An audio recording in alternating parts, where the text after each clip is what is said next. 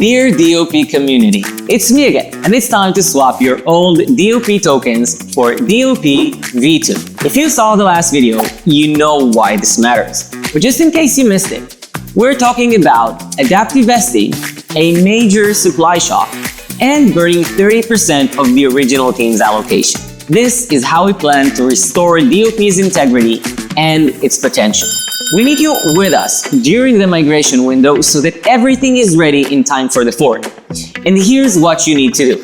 If your tokens are in a non-custodial wallet like MetaMask or Phantom, all you have to do is go to migration.dop.org, click swap, sign, and you're done. If your tokens are on an exchange like Bybit or OKX, you would have to withdraw them to your own wallet first and then perform the migration. If you have stake tokens, you need to unstake them, wait for the 7 days cooldown, then claim your tokens and swap. And lastly, if your tokens are held in the DOP mainnet app, you need to decrypt your tokens in order to migrate. Remember, the breach closes in 60 days, and after that, you won't be able to swap your tokens for the upgraded DOP V2.